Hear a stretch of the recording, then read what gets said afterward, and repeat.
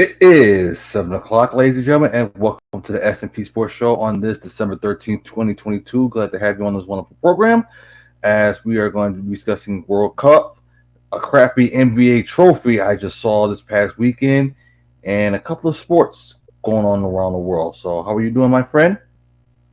I'm doing good. Busy week, lots of sports stuff. I told you that the Raiders would figure out a way to trick against the Rams. I told you. It was after the show was over. I don't care. I still told you. People didn't see it, but I told you that the Raiders would figure out a way to trick it against the Rams. It was off air. But anyways, because I just had a bad feeling. It's the damn Raiders. There are drinks. Anyways, busy day, World Cup, baseball stuff, coaches dying. And there was a UFC fight. I forgot about that. A UFC fight, 282. There was boxing going on this weekend. A head coach died. Yeah. We got a good amount to cover tonight, and barking dogs. We got it all on this show. So let's start with the biggest sports item of the day in the world was Argentina against Croatia today. And I pretty much called it, saying that Argentina was going to win.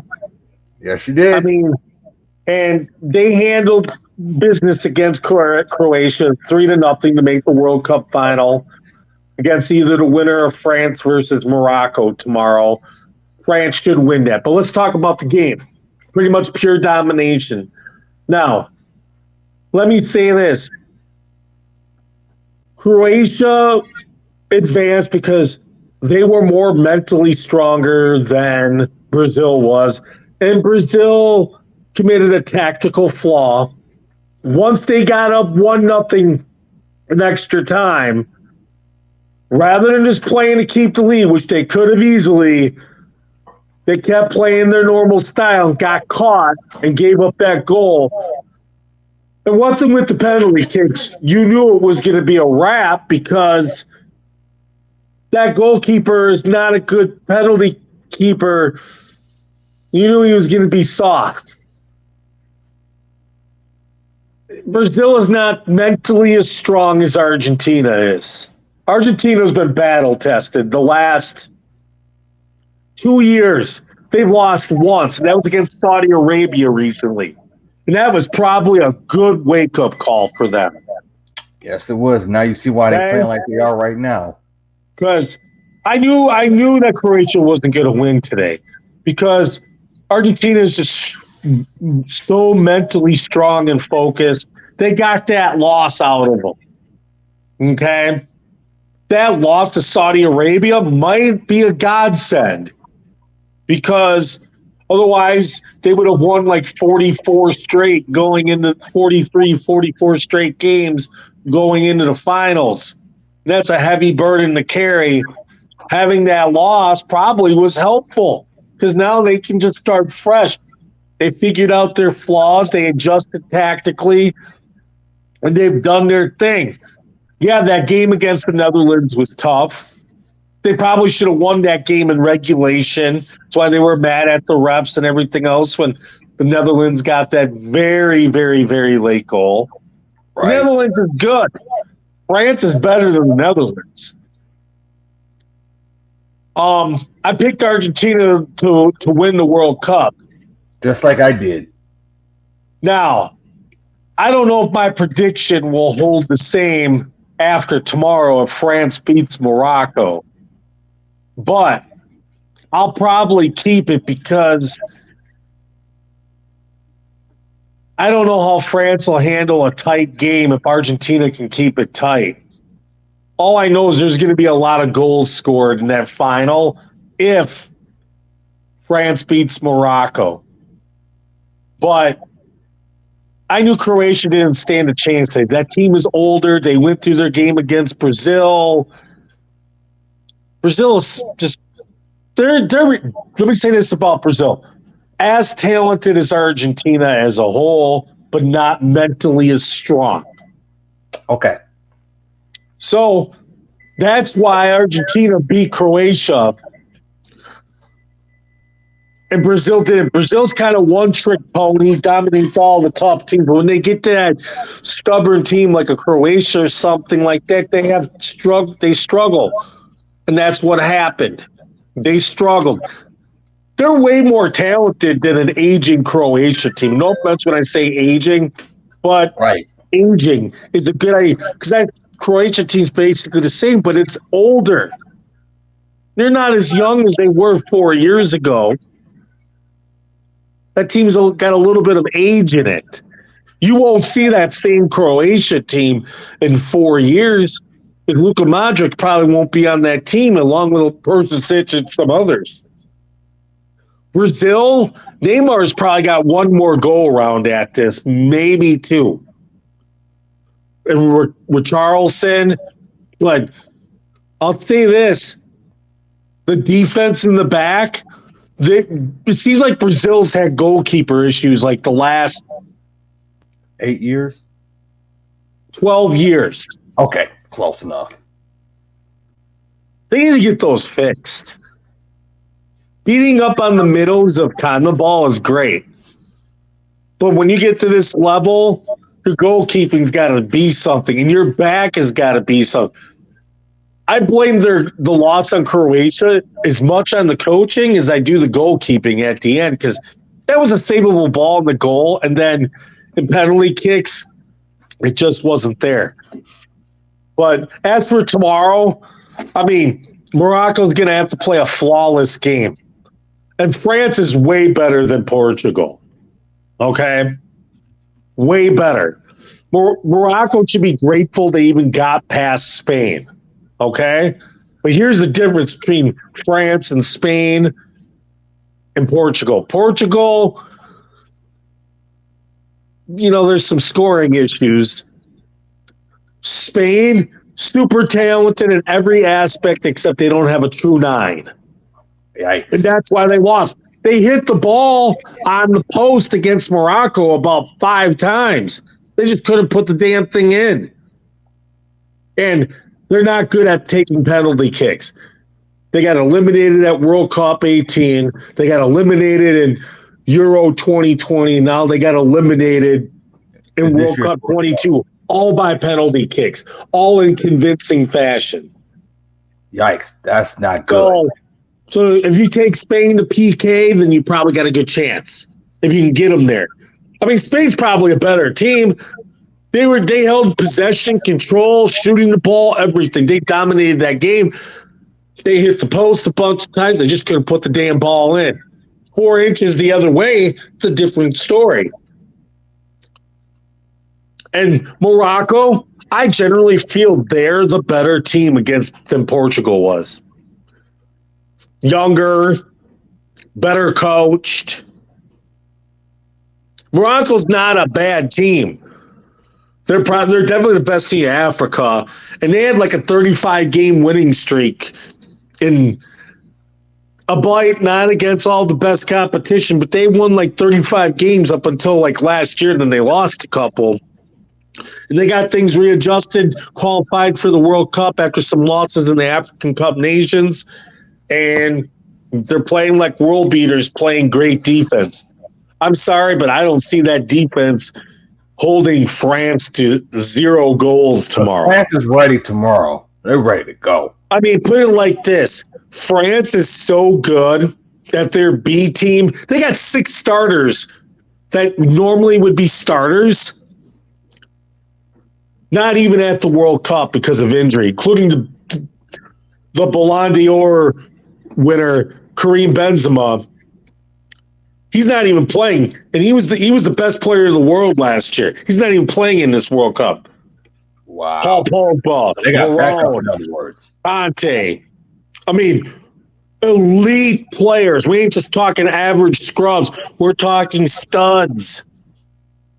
It's almost like half the B team is out there for France, and they're doing it. That's how much talent and depth they have. They got a lot of talent and depth. They should beat Morocco tomorrow, and it should be the World Cup. I mean, everybody probably wanted Portugal and Argentina, but it wasn't going to happen. I could have told you that months ago. But France-Argentina was probably the second best thing. And everybody's going to most likely get it. And it's going to be a hell of a World Cup final. Probably record ratings. Right. For sure. And that World Cup championship will be on Sunday at 10 o'clock on Fox. So just let people know. 10 o'clock that. Eastern. 10 o'clock Eastern.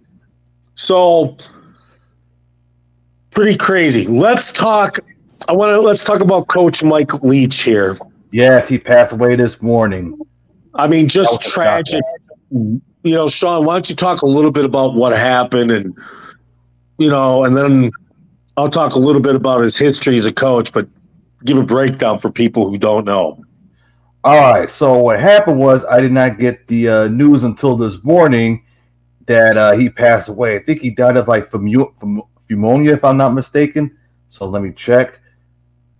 Because he just passed away today. And I think it was around a couple of hours. I think it was around 1 o'clock. Well, he was in the hospital and he was in a coma and more or less brain dead. That's what I first heard, and then it was saying he's not breathing and stuff like that. It was like, oh my goodness! So he died at the age of 61. I mean, let's talk a little bit about him and his innovations to football. That air raid offense revolutionized a lot of the passing concepts in today's modern college football. And he's kind of the guy who did that. I mean, when he was the head coach at Texas Tech, that was during the Michael Crabtree era. He got them to be a top 5 team. And that was the year they won that Big 12 South Division, 2008. Yep. And he traveled all over after Texas Tech. He turned Washington State into something. Then he went to Mississippi State and began turning that around. And then this. And they're supposed to go to the Relic Quest Bowl. So I don't know what's going to happen, but obviously they're going to need a new head coach down there in Starksville. Haven't really heard any names yet, but I'm sure I'm going to say this. I'm sure the MSU athletic department for the last week has been talking to people. And I don't think you're going to see them name a head coach for at least a week. Right. Just out of respect. Just out of respect. The Coach Leach and the family, this is just too soon. Right. But I would expect within a week, you'll probably know who the new head coach will be.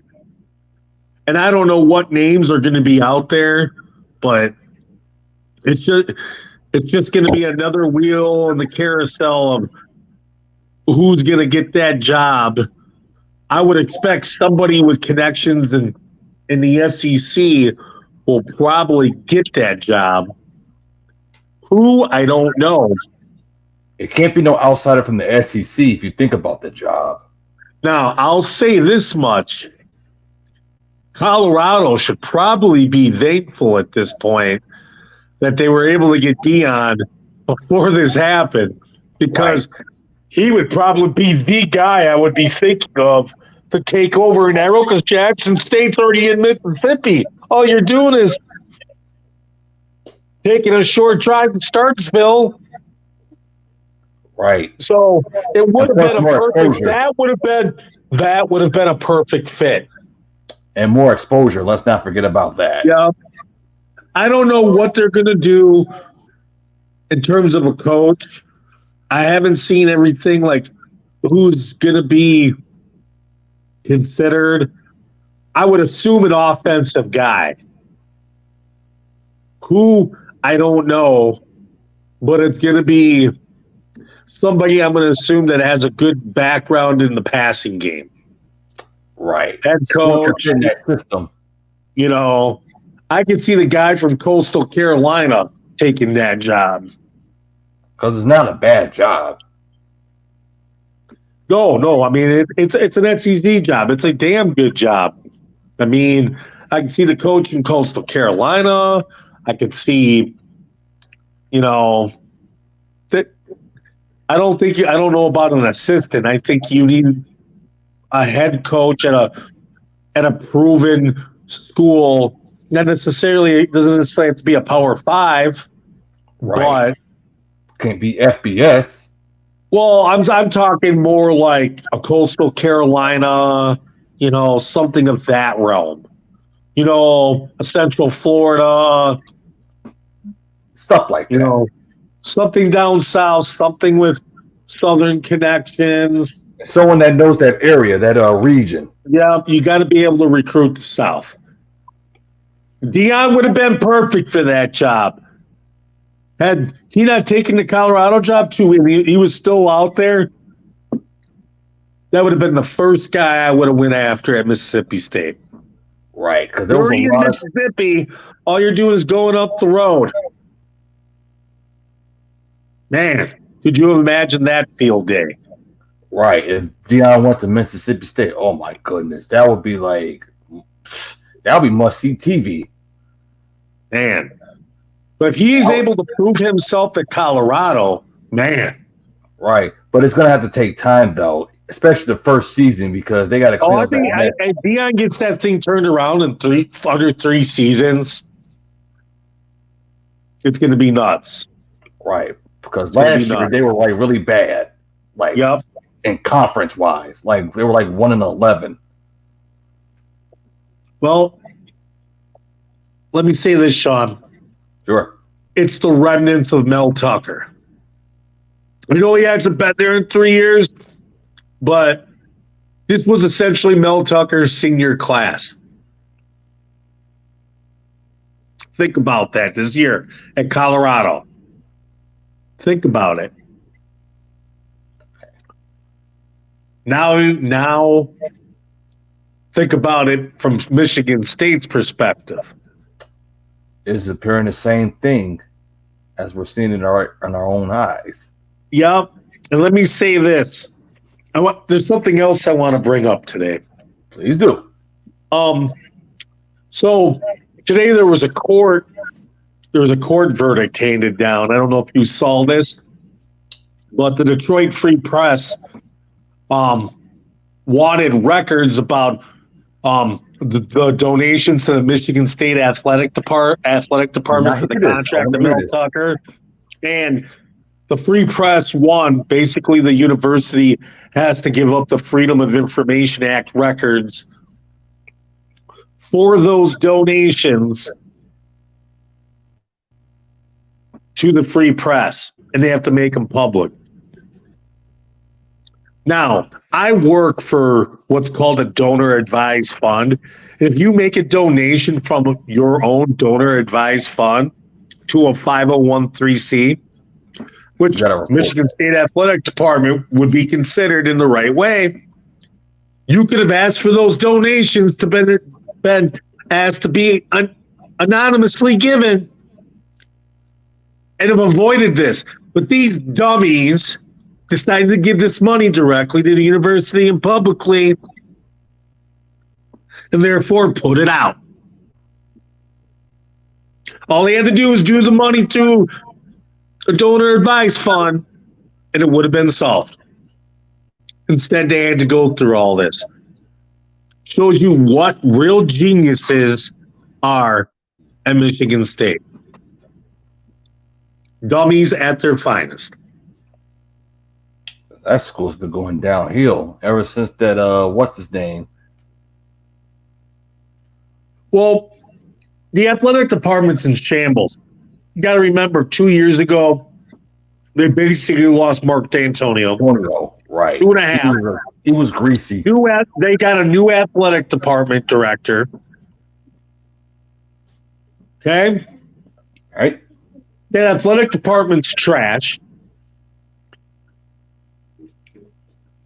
If it wasn't for getting Kenneth Walker and the last remnants of Mark D'Antonio's recruiting, they wouldn't be anywhere near as good. They had a landmine. They had beautiful things with Kenneth Walker, and what they were able to pull off the portal,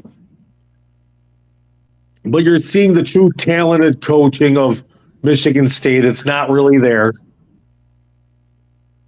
And I will say this, Michigan State hockey is finally back. After a decade of going missing, Michigan State hockey looks like it's going to make the NCAA tournament. Wow, that's congratulations for that. Basketball-wise, it's Tom Izzo, but we know Tom Izzo's going to fold when it comes in at the time. Always. I doubt you'll ever see him win another national title.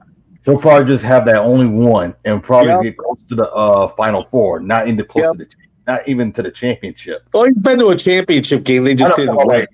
I'm talking about for like this upcoming season in the future. Well, let me say this. They have the number 3 ranked recruiting class this year. But they always seem to be in the top 10. But then they're probably going to underachieve. They got a good team, but that team isn't great. They'll find a way to pull it up. You don't lose the Northwestern at home to start the Big Ten season, Sean. That's embarrassing. And Northwestern is trash. Right. Trash. Especially in college basketball. And you got spanked at home by Northwestern. That is an embarrassment. I wouldn't be a Michigan State fan if that ever happens. So it's kind of interesting nonetheless. But that athletic program is going down the drain. Yikes. No. Let me get back to Mel Tucker for a second. Let's go back to Mel Tucker. They just had like their 7th decommitment today. Yes, I saw that on the. It was an article about that. Now, I think all they have in their recruiting class right now is 10 kids. Yikes! Not including the tight end they got off the portal from Norfolk State. Okay. Plus, They lost one of their 4-star freshmen from last year to the portal. So let me say this. Okay. All right. I think they've got 9 or 10 recruits left currently committed. And I believe they're all 4-stars. Ooh. Question is, how many are you going to lose before signing day? That's a great question. How many are you going to lose? Because that is not good. I mean, and then there's all this talk of them trying to get Dante Moore from Oregon to come back to Michigan State. You think Dante Moore wants to come home and have to face Ohio State and Michigan and get curb stomped in Penn State? No, not even a chance. And you can't even provide a good talent base? Hell no. And his family's allegedly been guaranteed Nike jobs and money. It's not happening. That's what I'm saying. If I were him, I would stay. I mean, that ship for Michigan sailed a long time ago. Dante Moore wants to play right away, but he ain't going to do that at Michigan State. He can go to UCLA and might be able to play right away, though. Once Dorian Robinson-Green is done, he could easily go to Oregon or UCLA and play right away, probably. I mean, Robinson pretty much did it his freshman year, and he's got an offensive-minded coach in Chip Kelly. Exactly. I think he's probably going to stay at Oregon, but if a flip happens, I would probably say UCLA at this point. Especially when you have Nike in the West. So it can go either one way between UCLA and Oregon. But me, I will go with Oregon. Just because they got the Nike. Now let's ask this question. Sure. In terms of recruiting, I got a feeling Michigan's going to pull some surprises and get some recruits for this 2023 class before all is said and done. Right, because it is about to be that time anyway, especially January. I mean that class right now is ranked around 20th right now. Now they end up beating TCU in the Fiesta Bowl and they get to the championship game. Things could get interesting. But the question is I think this Michigan recruiting, their class I think is going to get a jump in some way before the end. I have a feeling. Harbaugh's just too damn good of a coach for this class to only be like in the top 20 now. It's just weird coming off of last year's CFP and Big Ten to only be like the 20th. I mean, I know NIL is having some effect here, right? But I feel some decommitments from other top recruits and coming to Michigan at the end. I just feel it's coming here at the end. I mean, it just feels like it's coming. I mean, I think Ohio State's even learning the hard way a little bit this recruiting cycle with NIL and losing some kids that maybe they wouldn't have in the past. Right. So, and especially that loss against Michigan, that blowout loss. Well, I think NIL and the collective is hurting them in some of their recruiting battles against like Alabama, Georgia, LSU. You know, like today, Keon Kelly picked Alabama over Ohio State, and I think NIL had something to do with that. I mean, the money is a big thing. Yes, it is. And the SEC is well ahead of the Big Ten in figuring this dynamic out. I mean, they kind of have to be because they can't compete academically with the Big Ten. Oh, no. Big Ten's better academically. I mean, you got to think to yourself, how am I going to get these kids to go to these, I don't want to call them inferior, but not as good academically. That's a better way to put it. Right. So they have to throw way more money at them. Because what would you rather do? Go to a school with the largest alumni network and a little bit of NIL money and have it be like a top 10 school academically, or go to like the 100th best academic school in your chosen field, but then get paid? That's a great question. I mean, the other thing is that at Michigan, you know you're going to get developed. You can't say that at all these other schools. Maybe Bama and Georgia you might. But Michigan, to get developed? I mean, a whole other story. Academical as well. I mean, you're going to get developed and you're going to play. You go to Michigan, Georgia, Bama, you're going to get developed. I can't really say that about Ohio State right now, other than the wide receivers. But those wide receivers are pretty much God-gifted right when they come in. I think wide receiver, to me, is the easiest position out of the skill positions to play coming into college and jumping from college to the NFL. Like Marvin Harrison. You either got it or you don't. You either have it or you don't. Simple as that. I mean, learning curves are usually at a lot of other positions, but wide receivers seem to make that biggest impact. So if you recruit studs at wide receiver, They're generally going to be studs from high school. They're going to generally be studs in college, and they're going to generally probably be studs when they come to the NFL in some capacity. Can't do that with other positions. You got to make sure they're naturally doing. They may be 5 stars and highly ranked, but wide receivers, that trend usually starts from high school and carries over.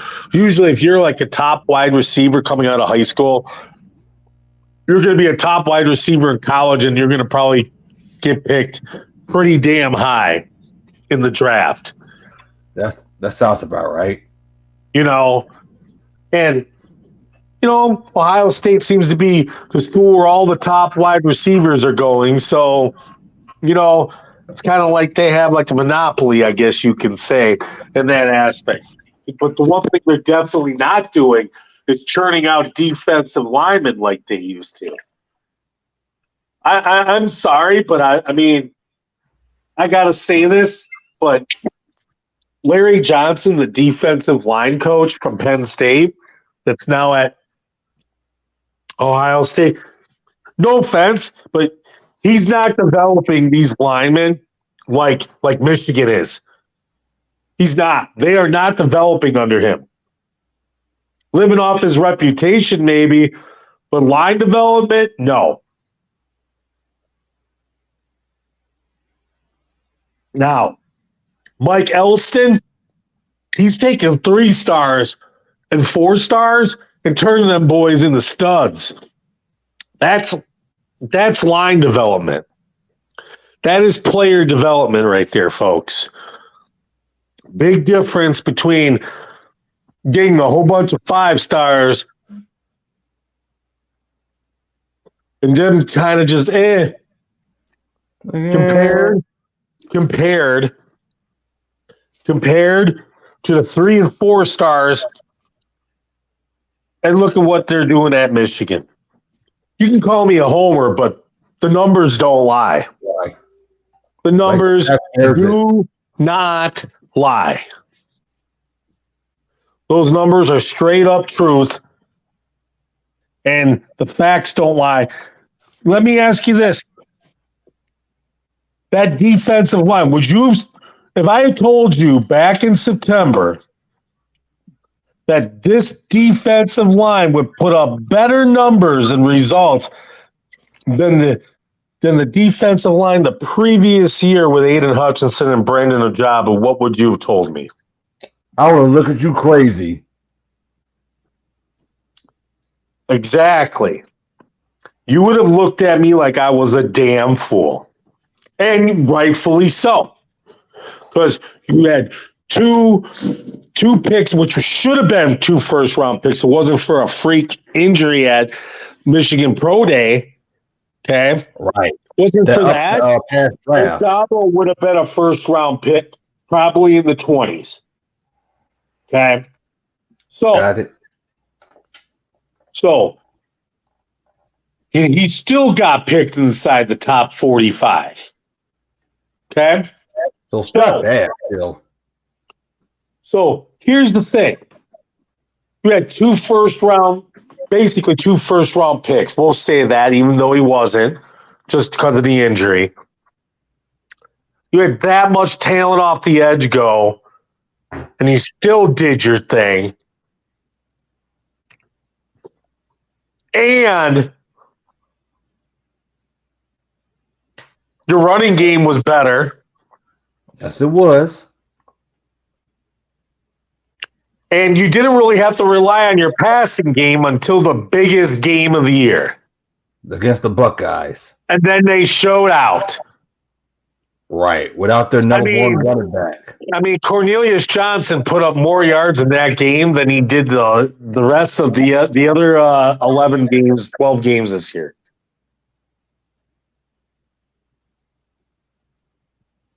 How about that stat? Crazy. That's a crazy, interesting stat right there. So there it is. I'm going to leave it at that. I want to talk about ugly trophies quick before we get to the NFL. Oh, the Michael Jordan trophy. I just saw this past this morning. let me say this. So the NBA has renamed all their trophies pretty much after players. Okay. Except they took the MVP trophy, the Maurice Podoloff trophy, and created the best regular season record trophy. I don't like that. So anyways, whoever has the best regular season now gets that. The MVP is now the Michael Jordan trophy. The Rookie of the Year is now the Will Chamberlain trophy, who I believe is the GOAT, by the way. Exactly. And then you have like the John Havlicek trophy, which is like the sixth man, the Hakeem Olajuwon trophy for Defensive Player of the Year, and so on. I don't know if they have a steals trophy, but that trophy should probably be like the Alvin Robertson trophy.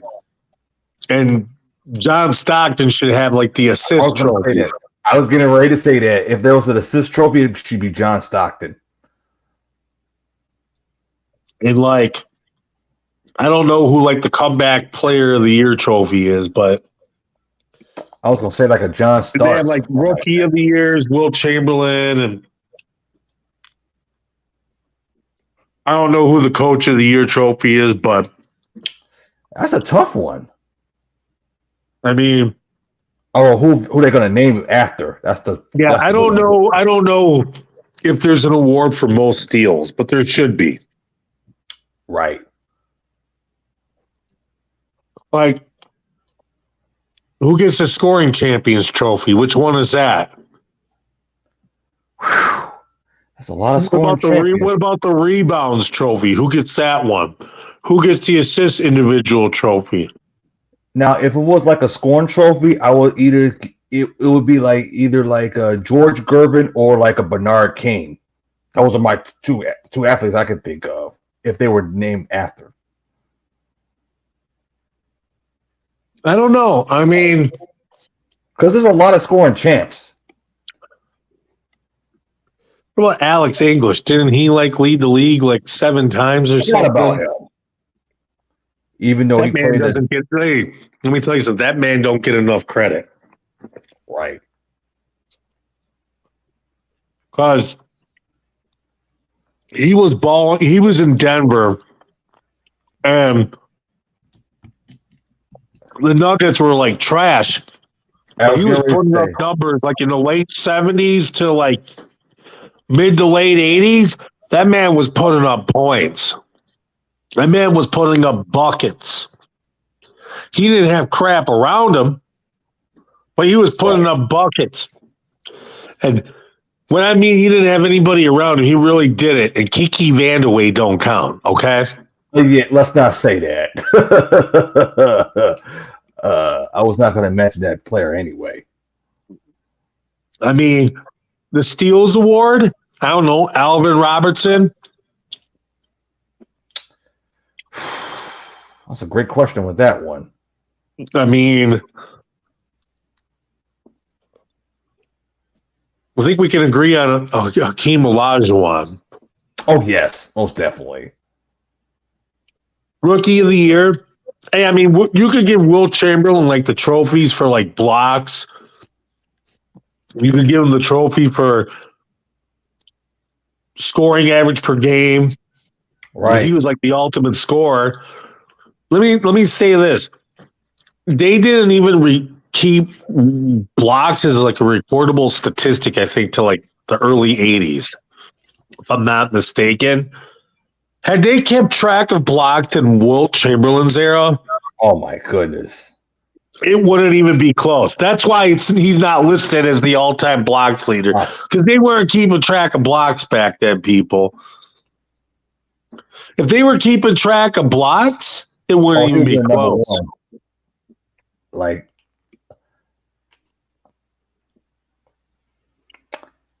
it wouldn't be close. Oh, did we say anything about the coach of the year? Who they're going to name after? Because there's so many head coaches I could think of. Oh my god! Oh, George Mikan trophies for the most improved guy. Okay, George Michael. They used to play for the Minneapolis Lakers. Yeah.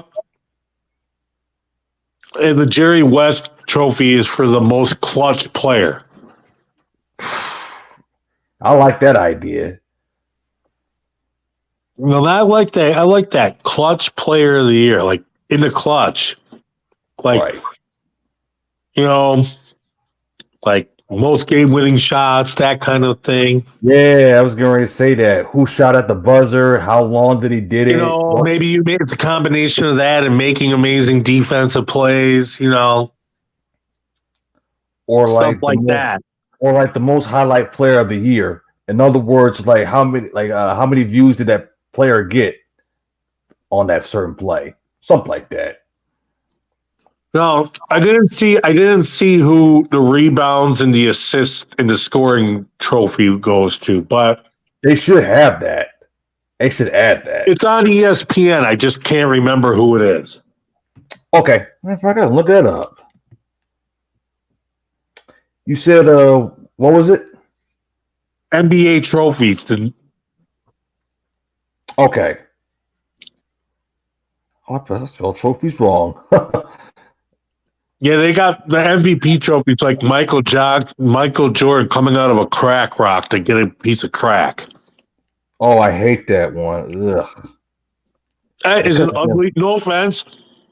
That is the ugliest MVP trophy I think I've ever seen. In my life. It's like they could have done something better with it. Seriously, it looks like Michael Jordan's coming up. He's under from the ground and grabbing a piece of crack rock. Right. All right. So I got the new NBA names for the individual awards. All right, read them off. Okay. So for the MVP, that's the Michael Jordan Trophy. That's one. For the Defensive Player of the Year is Hakeem Olajuwon. Yep. For the Rookie of the Year is Wilt Chamberlain. Yep. Sixth Man of the Year, John Havlicek, which I agree with. The Most Improved Player is the George Mikan Trophy, and then the Clutch Player of the Year is Jerry West. So those are your. Yeah, where's the scoring leader trophy for the individual, the assist trophy, and the rebound trophy? I do not. Also, they need a trophy for the ugliest player in the league award. Oh my lord!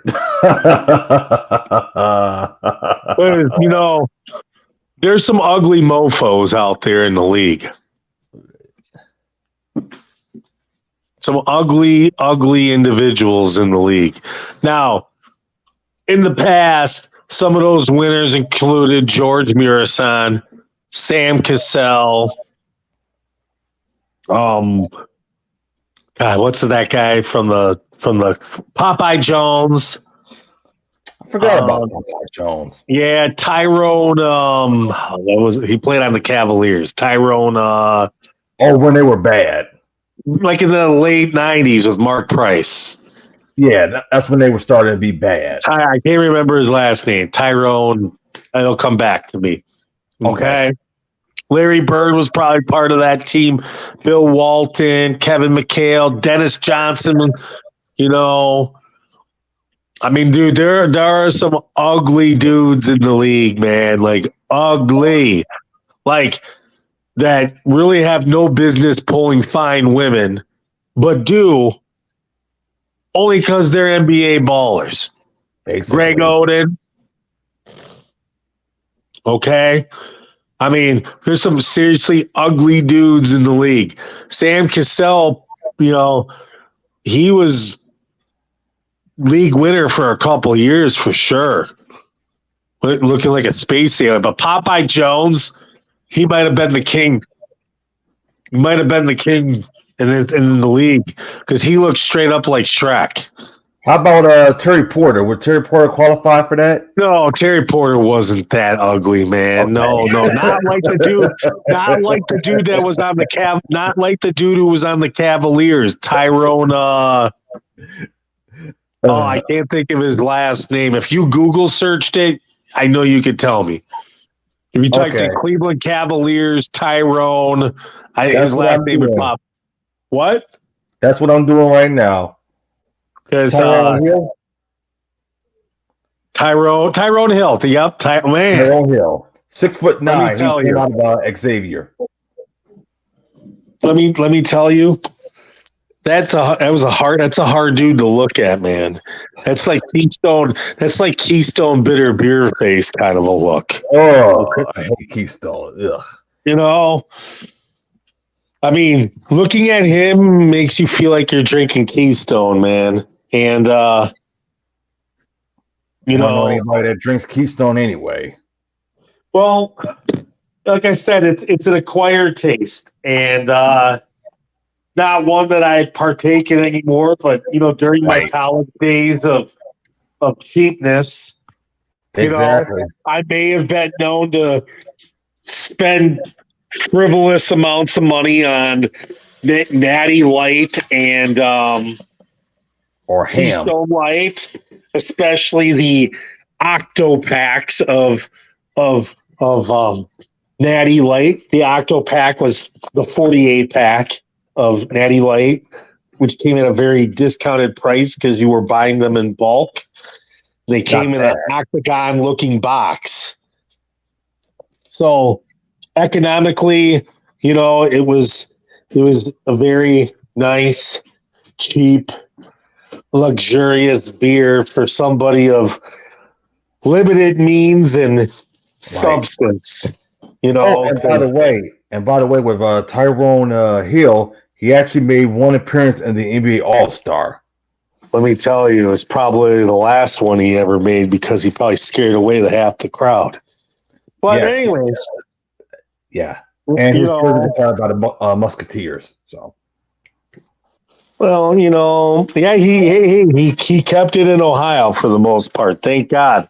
And that's an ugly state to start with anyway. So, hey, it all worked out in the end.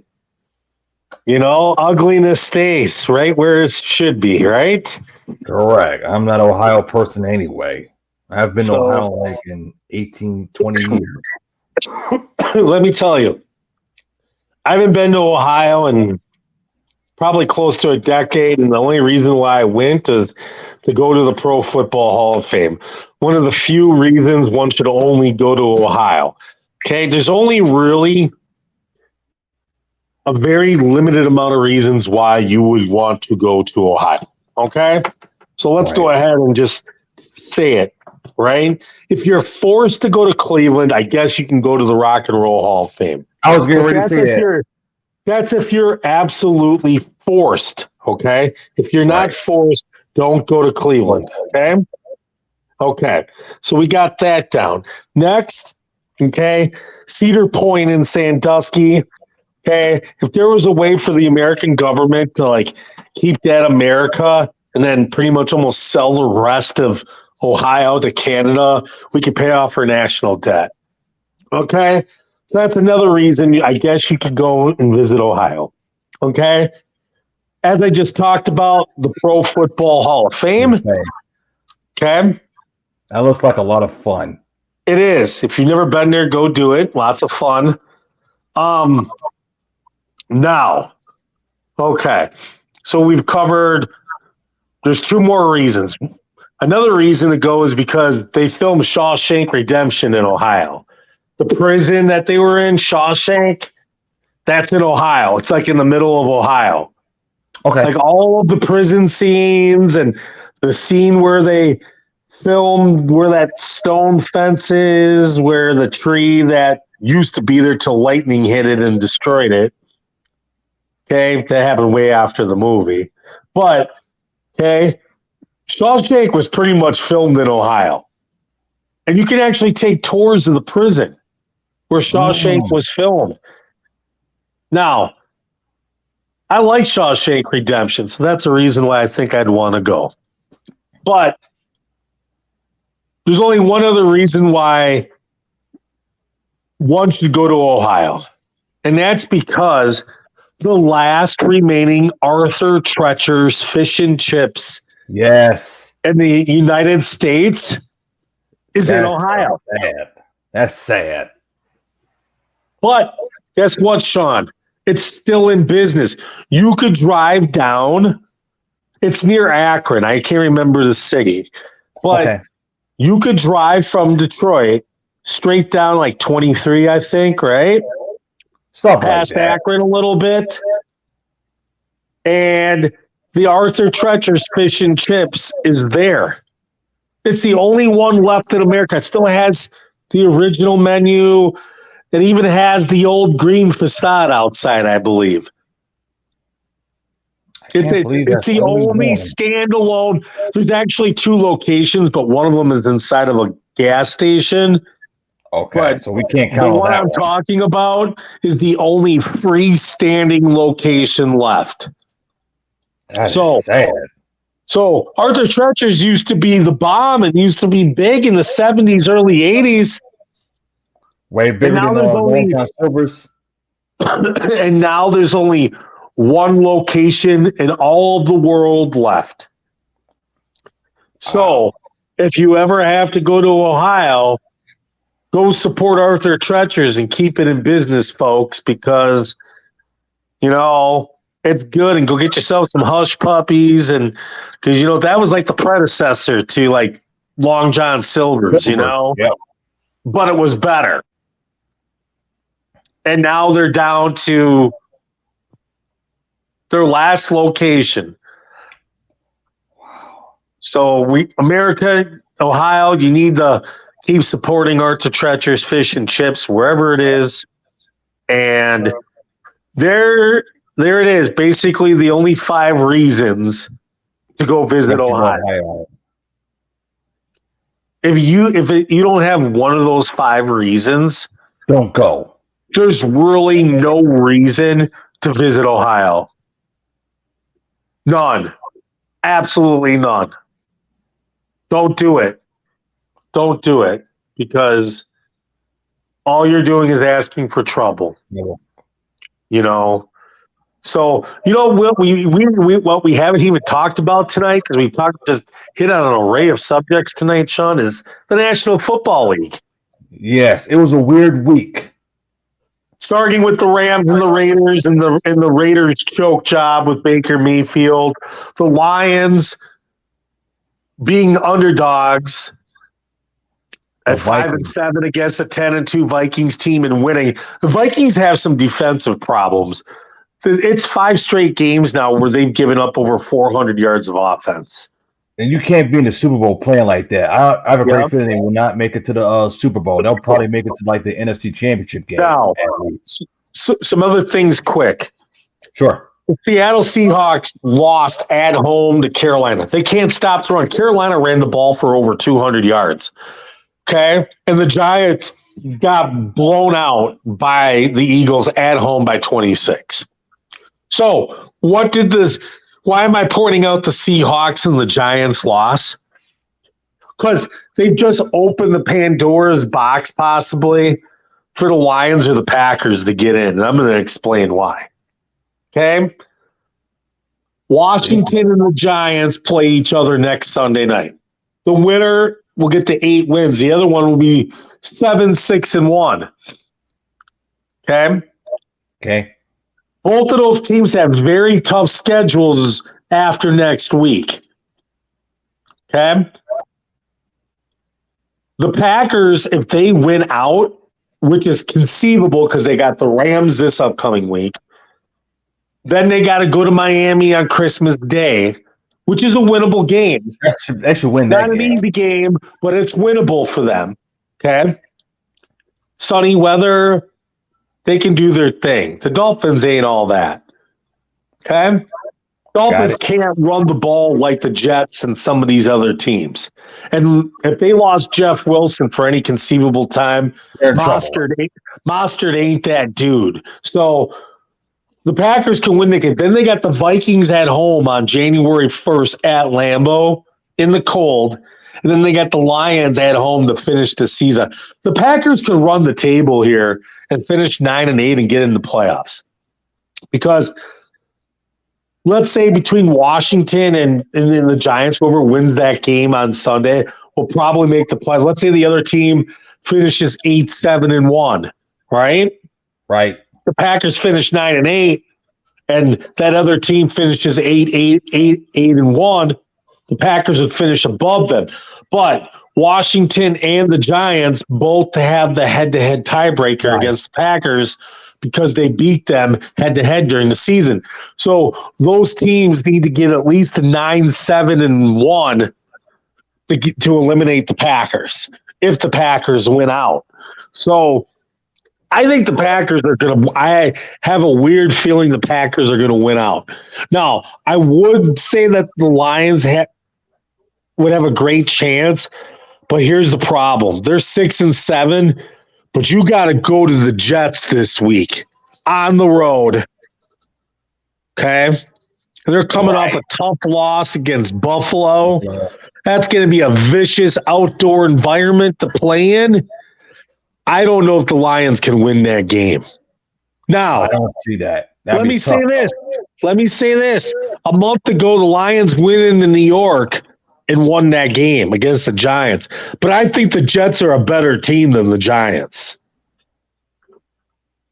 You know, now, if the Lions somehow go into MetLife on Sunday and they win that game against against the Jets, then all of a sudden you're 7-7. Okay? Then you got to go on the road and play Carolina, who really can't pass the ball much, but they can run the ball. Okay? And they got a really good defense in Carolina, and I mean a very good defense. They're definitely one of the better defenses in the league. And that worries me a little bit. That's kind of like a trap game. Now, some of the Lions get through the Jets and get through Carolina, then you're 8-7. Then you got the Bears at home. You somehow get through that, you're 9-7. Now, then you got the Packers. Okay. If they're 9 and if they're 8-8 and the Lions are 9-7, and let's say the Packers beat the Lions, who's going to have the head-to-head tiebreaker in the end? That's the question, because if the Packers beat the Lions, then they would have split the regular season battle, which then how did you finish in the? I don't know what the tiebreakers are after a head-to-head. Is it divisional? Because then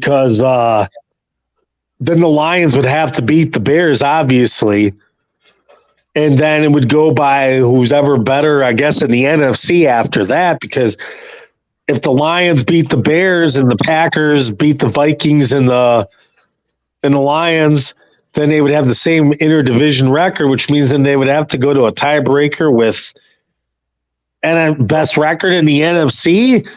I don't know who has that advantage because both teams lost to the Eagles. I think the Lions would have a tiebreaker, I think, based on the division. Based on NFC, I think. If it all works out right. Got to think who lost the more teams in the NFC if you get to that point. Because right now they got 7 losses, but their losses, let's say the Eagles, they lost to the Cowboys.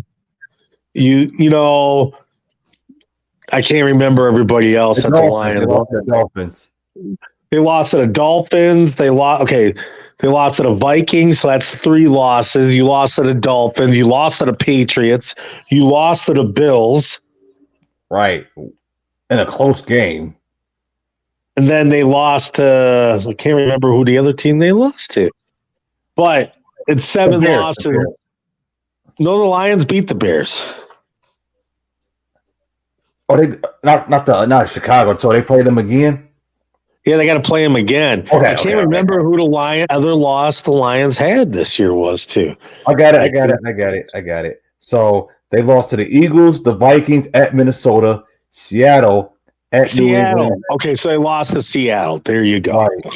It was a close one by 3. Yeah, and Seattle could have that. Right, it was at home. They could, if Seattle finishes 9-8, they would lose the head-to-head tiebreaker to Seattle. Seattle finishes 9-8. Right, because right now they're battling for the NFC West. Well, I think the 49ers are going to win that. Sunday kind of pretty much, I think the Niners are up 2 games and they got to play, the Seahawks got to play the 49ers again. And this should be a better Thursday night football, hopefully. Is that this Thursday? It's Thursday. Yes, it is. Wow, they actually have a good Thursday night game for a change. Miracles do happen. Right. This should be a great Thursday night football game, better than the previous ones. But the worst ones I saw was Denver and Seattle. Yeah, that was there have been some real stinkers this year on Thursday night football. So, and then AFC wise, I mean, AFC South is trash, but the Titans look like they got that. And then you got the Chiefs, you got the Bills, you got you got the Bills at the top, you got the Chiefs, then you got 2 9-4 teams in the AFC North, right. And then you got a wild card race with the Dolphins. You got the Chargers. God knows what about the Chargers because they be choking. Yeah, that was a choke job Sunday night, wasn't it? Yes, it was. So Chargers won that game. They should have. They should have won that game. Speaking of that play with Tyreek Hill and that fumble, that was just crazy. The charge that should have been a winnable game for the Chargers. So you got the Dolphins who are probably going to make the playoffs. Won't be shocked if the Patriots make the playoffs. If you could realistically, okay, you're going to have 2 teams from the AFC East make the playoffs, or 3 teams. Right. And you're going to have 2 from from the North, and then you're going to have the Chiefs, and then you're going to have the Titans. Right. Because the question is which 3 teams from which? Well, we'll say this: the Bills are going to get it. Which, and probably the Dolphins, between the Jets and the Patriots, who is going to get in? I'd probably say the Jets. Well, the easier schedule down the stretch probably would dictate towards that. The Patriots have lost Stevenson on that injury. So if the Jets beat the Lions this week, then they're sitting there at 8-6 with 3 games left. It's looking pretty good for the Jets. Exactly. So, I'd say the Dolphins are in. I think the real question is the 7th seed in the AFC, and then I'm going to say this to people: do not discount the Packers. They are not out of it. They beat the Rams, and they go down to Miami and handle business. They're probably getting in because I don't. Whoever loses that game between Washington and New York on Sunday, I don't think we'll get in the playoffs. And I don't know at this point. Seattle should have won on Sunday. It should have got in, and then they would have had the Rams. They would have had 9 wins. They got to play San Francisco. They do not have easy games down the stretch due to the Seahawks. The Rams is their one easy game. You should beat the Rams. Yeah, but they got tough games. Their schedule is not easy. The Seahawks schedule is not easy. Other than that Rams game, they might finish 8-9 and not get in. That Carolina game should have been a W on Sunday, and they gave up over 200 damn yards rushing at home. Terrible. I mean, you got a prolific offense. Don't get me wrong, Carolina's good. But let me say this. That touchdown at the end of the game Seattle got was garbage. Carolina beat them up and down the field physically. That 30-24 score, that doesn't really show the true dominance of the game because it was 30-16 until prevent ball happened at the end, okay? So, and what happens when you play prevent defense? you give up scores or you prevent yourself from winning. So that's the moral of the story. Preventing prevents you from winning. All right. I think we've covered everything very quickly tonight. Yes, we did. And also, if you're listening to the audio, you can listen to it on Stitcher, Google Podcasts, Spotify, iHeartRadio, TuneIn, and Apple Podcasts. As you know, Thursday Night Football will be the game. Hopefully, this should be a better game. And, of course, player props as always. I know. Player props. Because I know this Sunday it wasn't good. It was a sucky Sunday moment for player props. Yep, it happens. Right. So, no trip. Tripping. Exactly. So, same time, Thursday night at 7. Same bad time, same bad channel. Exactly. Hopefully do a lot better for the player props. Hopefully. We'll try. All right. So, we will see you guys Thursday at 7, as always. Thursday at 7.